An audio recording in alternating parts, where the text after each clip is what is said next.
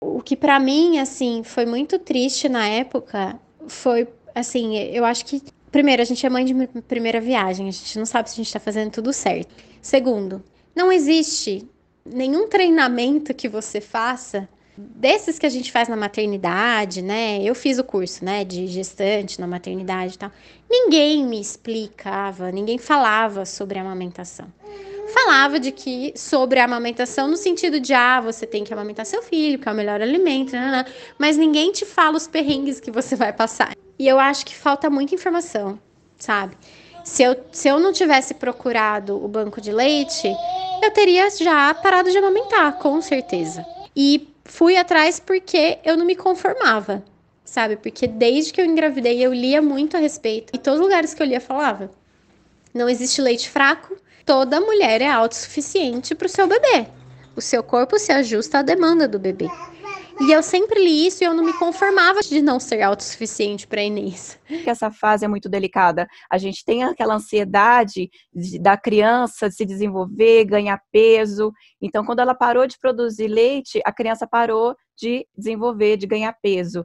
E naquele momento ela foi então orientada a entrar com a fórmula.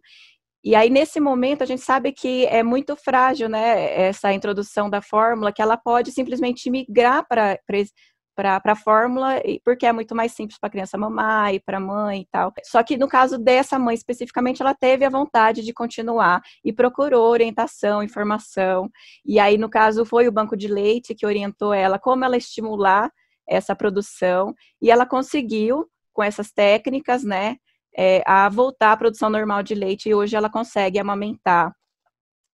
Então, a gente está numa cultura, tem duas frentes sobre a amamentação, uma cultura muito forte. A primeira é, todo mundo sabe amamentar e o bebê nasce sabendo amamentar, sabendo mamar. Então, o bebê vai nascer e vai plugar no peito. No máximo, você vai ter dor, mas logo passa. Essa é a primeira coisa, que todos os bebês sabem amamentar, sabem mamar, e as mulheres sabem amamentar. E não é real. Muitas vezes não é real. O bebê sabe sugar, mas não quer dizer que ele sabe sugar um peito, ordenhar o leite do peito. A mãe, ela tem um peito que nunca foi sugado, ela nunca segurou um bebê daquela forma. Tem muitos pontos, às vezes mais difíceis, às vezes simples, o jeito da mão segurar aquele bebê, a posição que ela está sentada, tudo isso influencia e pode impactar a amamentação.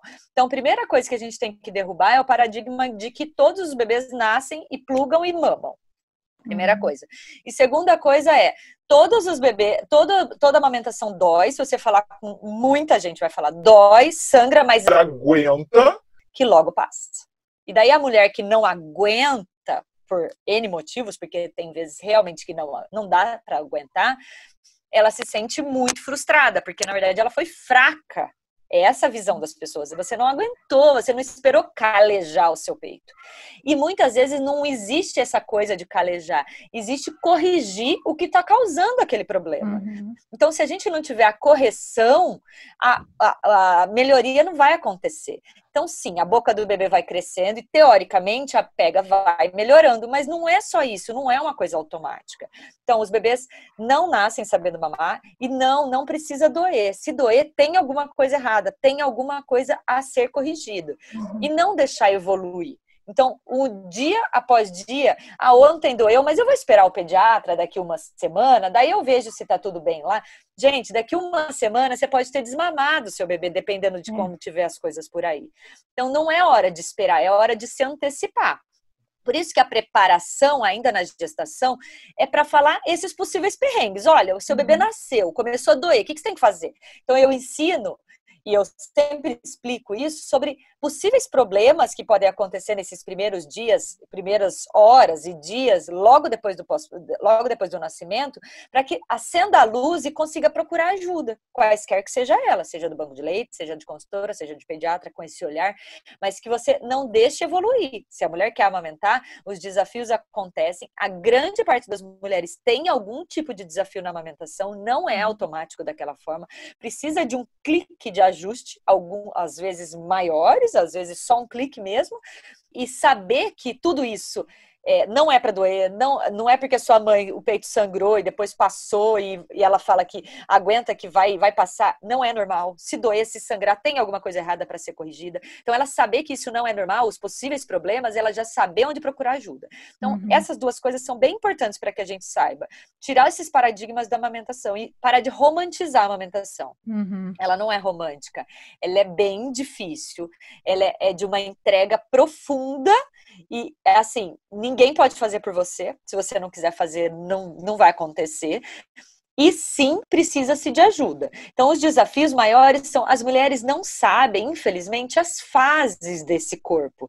O colostro, quando acontece a descida do leite, por que que o bebê pode ser que na descida do leite tenha mais dificuldade? Por que que o bebê sabe sugar, mas não sabe abocanhar a areola toda? O que que você tem que fazer para ele abocanhar essa areola?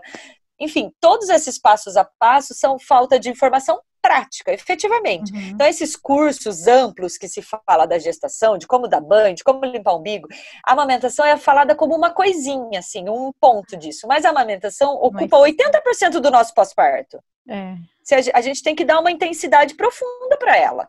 Sim, se a amamentação se frustra, todo o resto, o bebê vai continuar tomando banho, vai continuar trocando a fralda, vai continuar limpando o umbigo, mas a amamentação não vai andar. Então, a gente tem que dar real importância e atenção para essa fase e para uma coisa que é muito importante e muito difícil. E ela que pode te levar para esse pós-parto ser mais ou menos leve, porque o pós-parto já é um turbilhão. E ainda com uma amamentação turbulenta, isso piora muito.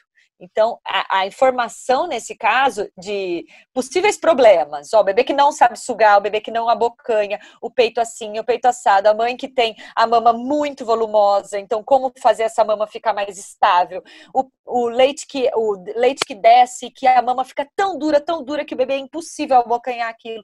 Então, quais são esses pequenos problemas que provavelmente podem acontecer, não todos, mas um ou outro com cada mulher, e como fazer para solucioná-los? Se ela consegue solucionar sozinha ou se ela vai ter que procurar ajuda nesse caso. Então, essa é o nosso maior desafio, falar sobre as dificuldades, para que as mulheres já tenham isso em mente ainda na gestação.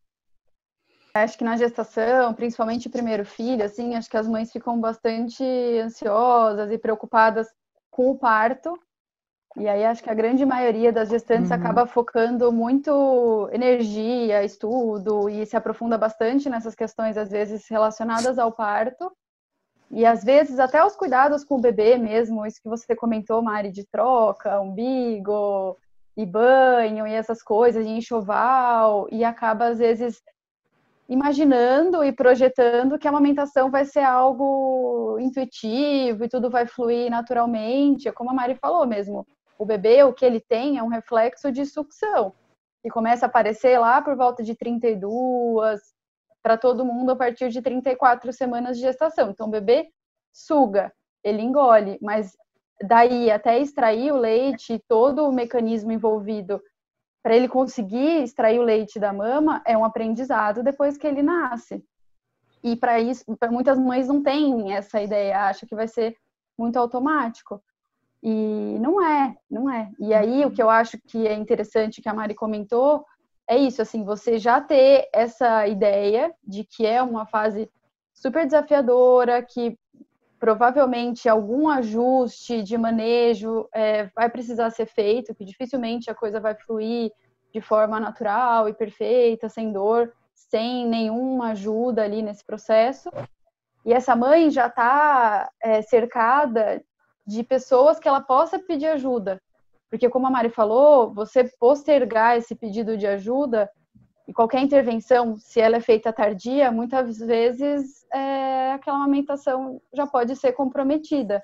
Então, se a mãe já tem uma rede, já tem ideia de quem eu posso pedir ajuda, se a coisa não está indo legal, acho que faz muita diferença, porque muitas mães acabam ficando desamparadas. E nesse processo, às vezes, se a coisa se perde e muita dor, o bebê não ganha peso e desidrata, é aquela coisa que às vezes acaba caminhando para um desmame ou fórmula, alguma outra coisa, que se tivesse sido identificado o problema precocemente, feito uma intervenção ali pontual de manejo ou um freno curto, ou posicionamento, pega lá, todas essas coisas, teria evitado esse desfecho. Então, acho que é bem importante mesmo isso ser falado durante a gestação. E eu gosto sempre de passar uma experiência que eu tive na maternidade, né? Porque, assim, a gente estuda isso né? Tanto na graduação, depois na pós-graduação, eu estudei sobre amamentação e tudo mais, e é isso que as meninas falaram, que tudo, se fala de tudo, né? E deixa só um pouquinho para amamentação. E quando a gente, né, recebe o bebê, o que eu acho que, assim, a maior coisa que eu senti foi insegurança. Por mais que eu sabia de tudo, assim, né? Tinha lido, já tinha estudado, enfim. E eu fico imaginando as mães que não têm o conhecimento, assim, completo. Então, assim, eu acho que a maior dificuldade é a insegurança que as mães têm. Uhum. E aí, no começo, eu falava, não tá saindo leite, não tá saindo leite, não tá saindo leite. Né? E aí, assim, esse amparo de ter pessoas para te auxiliar, para te orientar nessa fase é extremamente importante, né? Porque muitas mães acham, não tenho leite, aí já fica desesperada, não, já, né, já fala para o pediatra, e aí, né, não tentou e não, né, de alguma forma ou outra não se esforçou, e aí, se você não tem alguém que te ampare, que te mostre a posição certa e tudo mais, você acaba deixando, né, de amamentar. Então, assim, é muito importante esse apoio nos primeiros dias, né? Eu vejo, assim, como a maior dificuldade. E depois, ao longo do processo também, vai ter isso que essa mãe, né, relatou, do peito estar muito cheio e, às vezes, a criança dormir por mais tempo. E aí, né, o que fazer, né, muitas vezes? Então, tem mãe que às vezes não sabe que é interessante tirar esse leite, né, para esvaziar a mama e tudo mais. Então, assim, eu acho que é extremamente importante ter profissionais de saúde, profissionais que estejam próximos à mãe e a família também que auxilie nesse processo, que eu acho que é fundamental.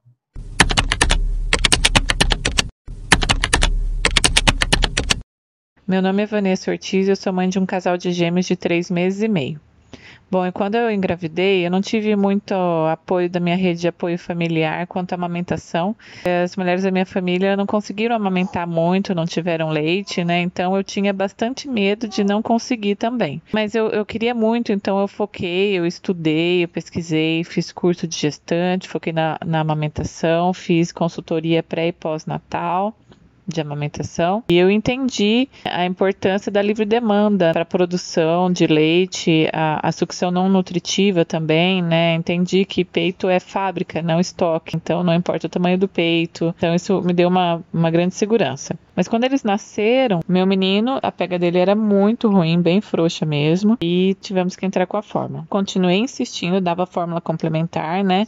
No hospital, as enfermeiras me ajudaram a oferecer a fórmula com o copinho, né? Não entrar com a mamadeira para não ter confusão de bico. Então, eu consegui insistir. Durante o primeiro mês de vida, a gente fez algumas sessões de fono nele. Foram 3 sessões, já foram suficientes para acertar a pega. A pega dele melhorou muito, começou a ter vácuo, né? Começou a ter uma sucção efetiva, de verdade. E eles ficaram super bem, eles ganharam bastante peso, tão ótimos, tão gordinhos.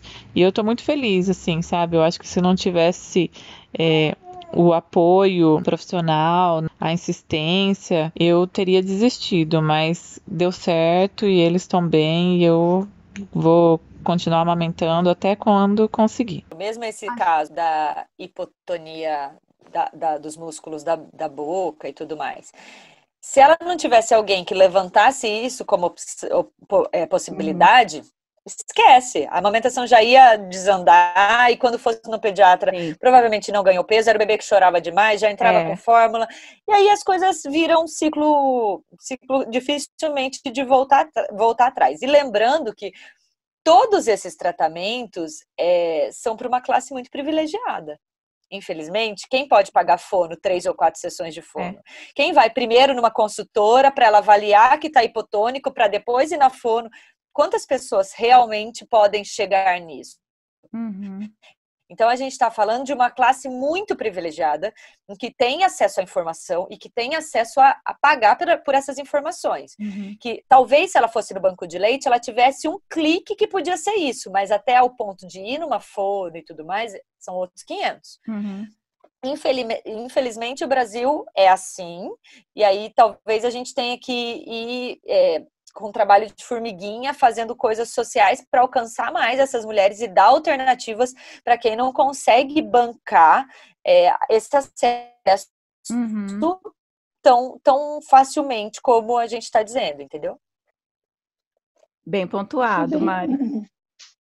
Acho bem importante o que a Mari falou desse recorte de classe, porque realmente pessoas de uma classe social mais desfavorecida às vezes já tem menos informação, menos acesso a esses cursos de gestante, de preparatórios ali para parto, puerpério, e além disso tem um desamparo infinitamente maior no pós-parto, porque não tem acesso, a consulta com o pediatra às vezes no posto, numa OBS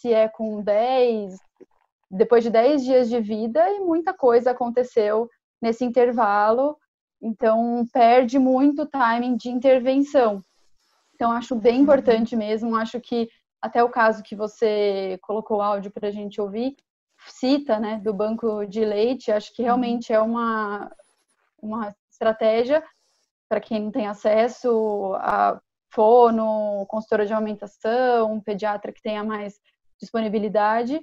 Realmente, a rede de banco de leite acaba sendo uma aliada nesse suporte, só que é o que a Mari comentou mesmo, assim, por exemplo, esse bebê que tinha uma hipotonia orofacial, se não tivesse sido identificado, teria perdido o timing de intervenção. E aí, para toda a intervenção, acho que é importante a gente pontuar, então, quanto antes ela é feita, melhor é o sucesso, melhor vai ser o desfecho. Então, se a gente posterga muito uma intervenção quando precisa, a chance de sucesso acaba sendo menor.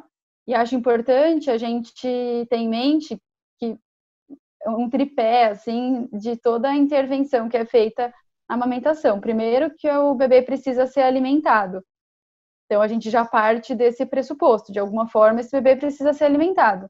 Se ele não está conseguindo ser alimentado só extraindo leite da mama, então esse leite precisa chegar de uma outra forma, pode ser o próprio leite da mãe, a gente sempre prioriza, né, um leite materno ordenhado, que chegue de uma outra forma, senão a gente vai avaliar a necessidade de introdução de um outro leite, mas esse é um primeiro ponto. Então o bebê precisa ser nutrido, precisa ser alimentado, até que as coisas se encaixem.